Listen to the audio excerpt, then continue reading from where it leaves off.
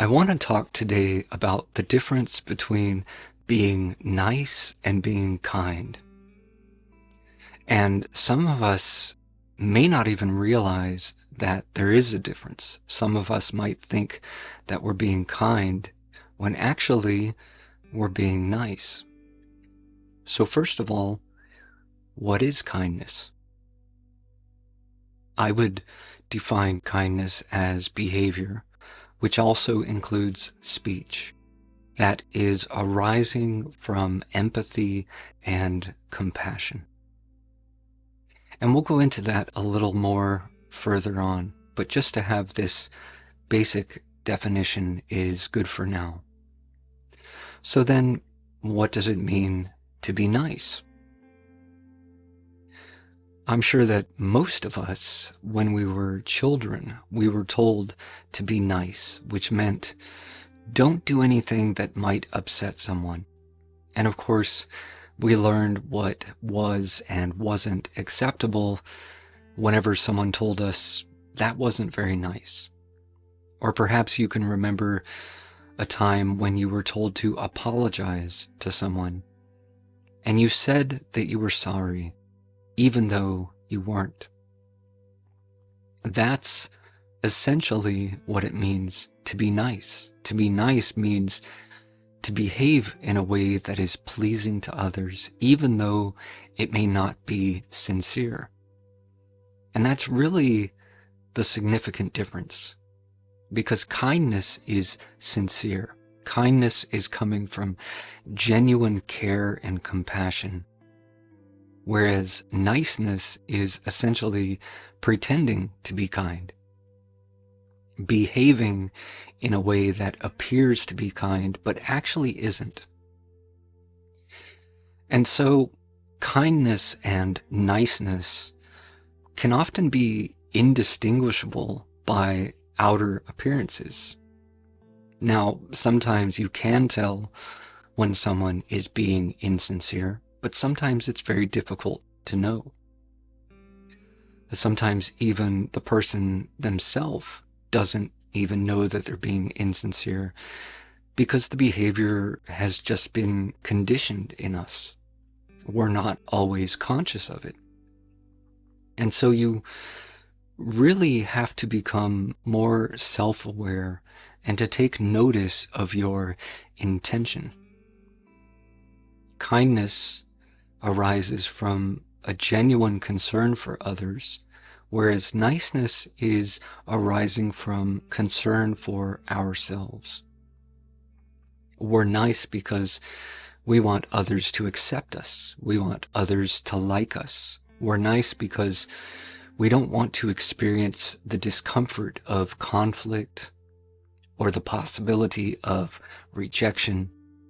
So it's really a concern for ourselves. But being nice comes with all kinds of disadvantages. It can be detrimental both to ourselves as well as to our relationships with others. To be nice often means being agreeable or accommodating to others, which usually means putting aside your own needs, your own desires and preferences, putting yourself second, or even neglecting yourself entirely in order to please others. We may agree to doing things that we don't really want to do. We may agree to do things that are inconvenient, or that require so much time and energy and attention that we aren't taking care of ourselves, that we aren't attending to our own needs, or that don't afford us time to enjoy doing the things that we enjoy doing. And so we wind up feeling overwhelmed or exhausted, and sometimes even resentful. When we're engaged with others, we may have the tendency to automatically agree with their viewpoints and opinions, to say that we like something that they like, or simply to remain silent and withhold our opinion even though we may actually disagree. In some cases, we may withhold useful ideas and input that could be very helpful, simply because it conflicts with or challenges the ideas or preferences of those we're engaged with, because we don't want to upset them or get into an argument. We don't want to deal with that kind of discomfort, nor take the risk of being rejected. And so we keep quiet and just go along with what others want or what others say and do. And sometimes this can lead us into very unpleasant, difficult, and even harmful situations. We may agree to doing things that put ourselves at risk. We may agree to bad business dealings. We may get stuck in an unhealthy relationship. We may tolerate disrespectful or abusive behavior, or allow others to overstep boundaries, to walk all over us, to take advantage of us in some way. Oftentimes, people who are nice are taken advantage of by others because they don't enforce strong boundaries, because they don't say no, because they tolerate all kinds of disrespectful behavior, because they are so easy to manipulate. And the most common manipulation is guilt, to make a person feel guilty if they don't do what you want. Because again, we're not wanting to upset anyone. So all they have to do is be upset, and we'll agree to do whatever they want in order to appease them. And so you may find yourself in one-sided relationships where you give and the other only takes, where you are constantly compromising yourself or neglecting your own needs in order to fulfill the needs of the other, or perhaps staying in a relationship that you've outgrown or just isn't the right relationship simply because you don't want to deal with the discomfort of breakup. But the cost of being nice means not being authentic. It means not being true to who you are and what you like and think and feel. Not being true to what you want. And so you wind up compromising yourself to such a degree that you feel this sense of being out of touch with yourself. A feeling of dishonoring yourself, of not having integrity and dignity and self-respect. And that can really damage your self-esteem. But this compromising of ourselves can also lead to resentment, both toward ourselves and to others. And resentment is essentially prolonged and often unexpressed anger that we can carry with us all the time.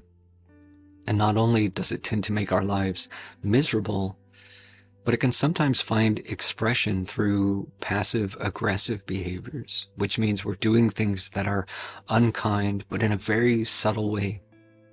So subtle, in fact, that we may not even be aware of it. Or it may be that the resentment builds up until one day you explode in a rage over something minor and insignificant, or you wind up doing something regrettable. But regardless, we may feel resentful toward those who we are trying to appease, which means we aren't being kind. We aren't engaging from love and compassion. We're doing things begrudgingly. And this actually inhibits compassion. And so the relationship is not a loving relationship. It's a hardship. And there's many ways in which being nice is actually harmful to our relationships. Perhaps most notably is the fact that we aren't being honest. If you're just being agreeable, you aren't being honest. If you're pretending to want to do things you don't really want to do, you aren't being honest. If you're saying that you like something that you don't actually like, you aren't being honest. And honesty is one of the most important foundational principles of relationship. Without honesty, there's no intimacy. Without honesty, there's no trust. And this combination of resentment and dishonesty can destroy what might otherwise have been a very healthy and fulfilling relationship. Now, kindness, on the other hand, requires honesty. Kindness isn't always pleasant. Kindness can sometimes be uncomfortable because let's say that someone you care about is making a mistake and they don't see it as a mistake. They may be in a situation where they're so caught up in some fantasy that they don't see the negative aspects. They don't see that there is some potential harm. There's this saying that when you see the world through rose-colored glasses, red flags just look like flags. But you see the flags, and because you care about this person, because you want them not to get hurt, you try to point these things out to them, even though by doing so, they may be upset. They may feel angry or argue, or they may even terminate the relationship. But kindness is willing to take that risk in order to help someone. Kindness is willing to be rejected and even hated for trying to help the other, for trying to protect them from making a regrettable mistake. Kindness means being honest with others even though they may not like it. And that doesn't mean being demeaning or insensitive. You can be honest or disagree with someone or even offer criticism in a way that is thoughtful and gentle and constructive, in a way that expresses compassion, in a way that may even be encouraging. Or let's say that you are upset with someone. Let's say that you're upset with your partner. There's something that they're doing that you find unpleasant or unfair. And if you were nice, you just wouldn't say anything at all. You would just keep it to yourself, which would create tension and inhibit intimacy and make the relationship very uncomfortable, which is sort of what you're wanting to avoid in the first place. You don't want to say anything because you don't want to make things uncomfortable. But if you don't say anything, that makes things uncomfortable as well. So you have to face that discomfort and simply communicate what you're feeling. And you don't have to yell and scream. You can communicate very calmly. And it may be that it's very uncomfortable at first, but this is how you resolve things. And in the long term, it's going to make the relationship better. Whereas if you don't communicate openly and honestly, the relationship will suffer. So being nice is really not good for relationships of any kind, whether it's romantic or platonic, whether it's friends or family or coworkers. Being nice is not good for you or them, but neither is being selfish or cruel or insensitive. What is best for everyone is being kind. Now, to make the shift from niceness to kindness, we really have to begin by being kind to ourselves. And again, kindness is rooted in love and care and compassion. So that means that we have to care for ourselves. We have to take into consideration what is good for us, what nurtures us. And sometimes the best place to start is just to stop agreeing with things that you don't agree with, or agreeing to do things that you don't want to do, to start saying no, to express your own viewpoints and opinions, even though they may be contrary to the opinions of others, to set and enforce healthy boundaries, to start treating yourself with care and respect. And that doesn't mean that you don't ever do anything for anyone else. It just means that you start prioritizing your own needs before the needs of others, because you can't pour from an empty cup. In order to best take care of others, you often have to take care of yourself first. But once having done that, you can begin doing things for others out of kindness, which means that you feel genuinely compelled by love and compassion, not by guilt or obligation or the fear of rejection or by the desperate need for approval.